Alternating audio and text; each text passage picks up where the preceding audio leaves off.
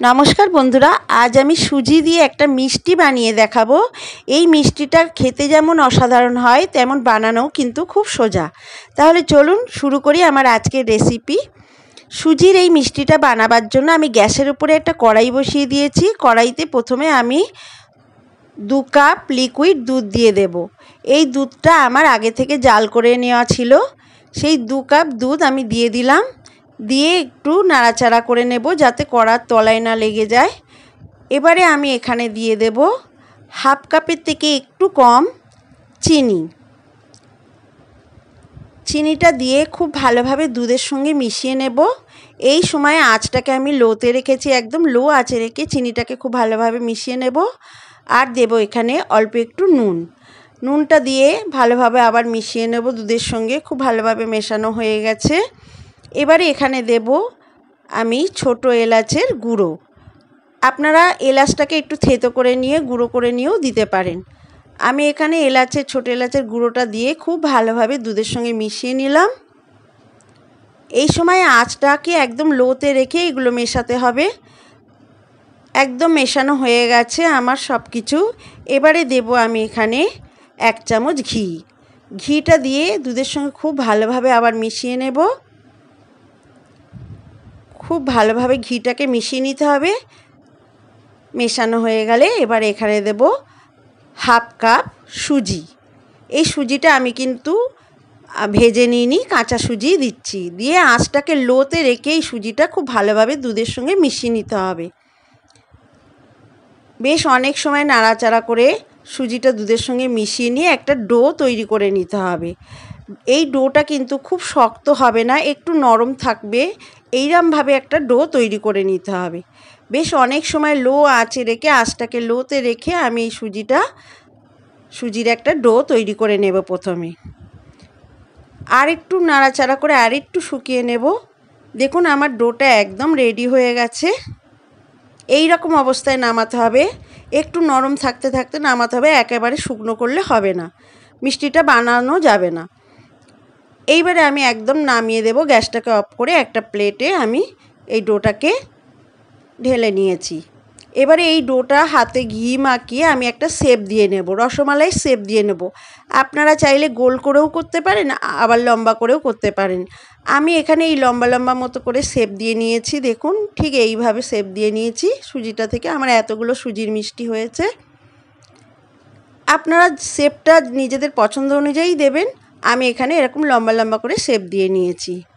এবারে এটাকে এক সাইডে রেখে দেব। দিয়ে কড়াটাকে ধুয়ে নিয়ে আবার আমি গ্যাসের ওপরে বসিয়ে দেব। দিয়ে 1 লিটার মতো দুধ দিয়ে দিয়েছি এতে। দুধটা দিয়ে এই দুধটাও আমার জাল করে নেওয়া আগে থাকতে। এবার দুধটা দিয়ে হালকা একটু নাড়াচাড়া করে এতে দেব হাফ কাপ গুঁড়ো দুধ, মিল্ক পাউডার দিয়ে এই দুধের সঙ্গে খুব ভালোভাবে মিশিয়ে নিতে হবে। গুঁড়ো দুধটা দিলে এই মিষ্টিটা খেতে আরও বেশি ভালো লাগবে। গুঁড়ো দুধটা দেখুন আমার একদম মেশানো হয়ে গেছে। এই রসমালাইয়ের মালাইটা আমি তৈরি করে নিচ্ছি। এবারে হাফ কাপের থেকে অল্প একটু কম চিনি দিয়ে দিলাম। মিষ্টিটা আপনারা যে যার টেস্ট অনুযায়ী দেবেন। দিয়ে চিনিটা খুব ভালোভাবে মিশিয়ে নেব। মেশানো হয়ে গেছে দেখুন। এবারে একটা যেই ফুট দিতে আরম্ভ করবে, আমি এখানে তার আগে 4টে এলাচ মুখটা ফাটিয়ে দিয়ে দিলাম।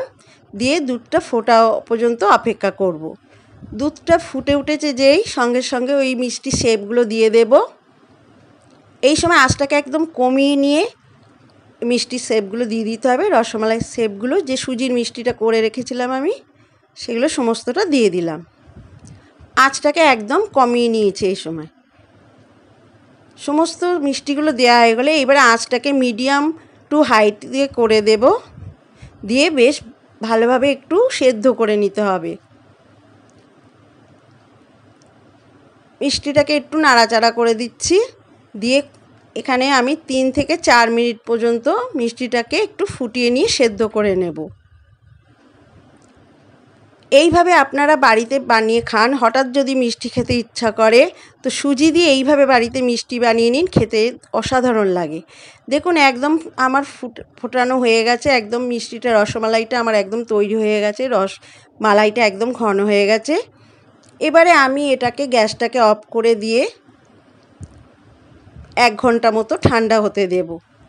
এই সময় একদম নাড়াচাড়া করব না, তাহলে মিষ্টিগুলো ভেঙে যেতে পারে। 1 ঘন্টা পর দেখাচ্ছি, দেখুন আমার রসমালাই কি দারুণ তৈরি হয়ে গেছে আর দারুণ একটা সুগন্ধ বেরোচ্ছে। এইবারে আমি একটা প্লেটেও আপনাদের সার্ভ করে দেখাচ্ছি। আমার রসমালাই পরিবেশনের জন্য একদম রেডি। একটা প্লেটে আমি দেখুন রসমালাইগুলো কতটা নরম সফট হয়েছে আর মালাইটা কত সুন্দর হয়েছে।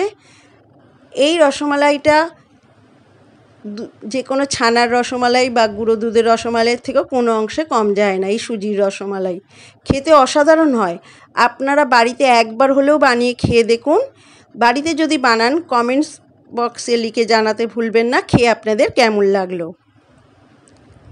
আমার আজকের এই সুজির রসমালাই যদি আপনাদের ভালো লাগে তো অবশ্যই একটা লাইক করবেন আর আমার চ্যানেলটিকে সাবস্ক্রাইব করার অনুরোধ রইল। আবার ফিরে আসবো পরবর্তী একটা রেসিপি নিয়ে।